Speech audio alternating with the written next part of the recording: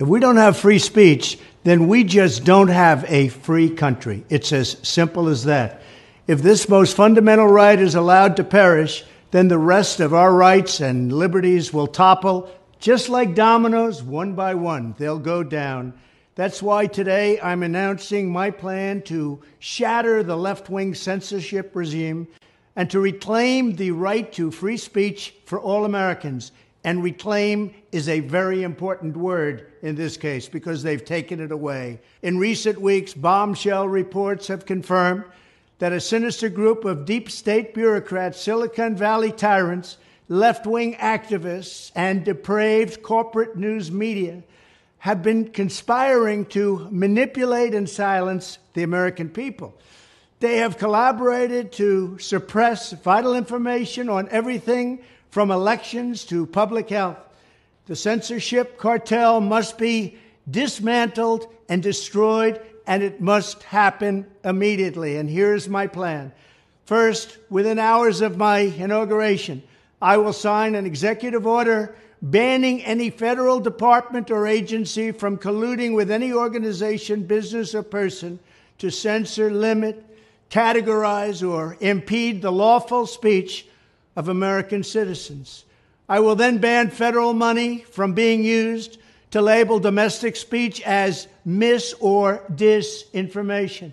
And I will begin the process of identifying and firing every federal bureaucrat who has engaged in domestic censorship, directly or indirectly, whether they are the Department of Homeland Security, the Department of Health, Human Services, the FBI, the DOJ, no matter who they are. Second, I will order the Department of Justice to investigate all parties involved in the new online censorship regime, which is absolutely destructive and terrible, and to aggressively prosecute any and all crimes identified.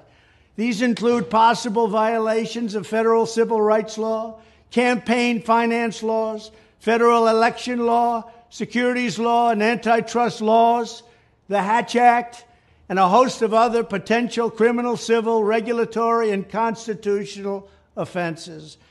To assist in these efforts, I am urging House Republicans to immediately send preservation letters, and we have to do this right now, to the Biden administration, the Biden campaign, and every Silicon Valley tech giant, ordering them not to destroy evidence of censorship. Third, upon my inauguration as president, I will ask Congress to send a bill to my desk revising Section 230 to get big online platforms out of censorship business.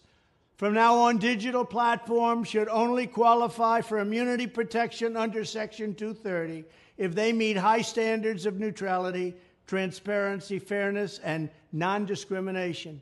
We should require these platforms to increase their efforts to take down unlawful content such as child exploitation and promoting terrorism, while dramatically curtailing their power to arbitrarily restrict lawful speech. Fourth, we need to break up the entire toxic censorship industry that has arisen under the false guise of tackling so-called mis- and disinformation. The federal government should immediately stop funding all nonprofits and academic programs that support this authoritarian project.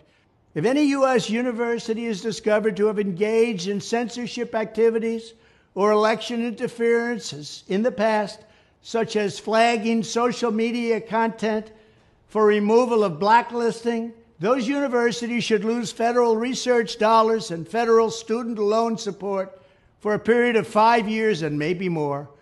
We should also enact new laws laying out clear criminal penalties for federal bureaucrats who partner with private entities to do an end run around the Constitution and deprive Americans of their First, Fourth, and Fifth Amendment rights. In other words, deprive them of their vote.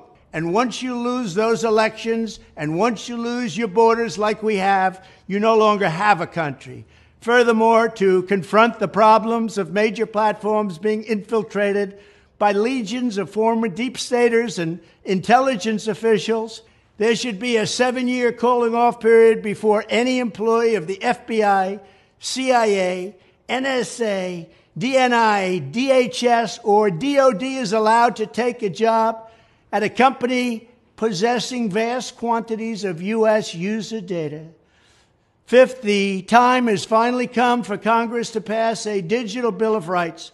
This should include a right to digital due process. In other words, government officials should need a court order to take down online content, not send information requests such as the FBI was sending to Twitter. Furthermore, when users of big online platforms have their content or accounts removed, throttled, shadow banned, or otherwise restricted, no matter what name they use, they should have the right to be informed that it's happening, the right to a specific explanation of the reason why, and the right to a timely appeal. In addition, all users over the age of 18 should have the right to opt out of content moderation and curation entirely and receive an unmanipulated stream of information if they so choose. The fight for free speech is a matter of victory or death for America and for the survival of Western civilization itself. When I am president, this whole rotten system of censorship and information control will be ripped out of the system at large. There won't be anything left. By restoring free speech, we'll begin to reclaim our democracy and save our nation. Thank you, and God bless America.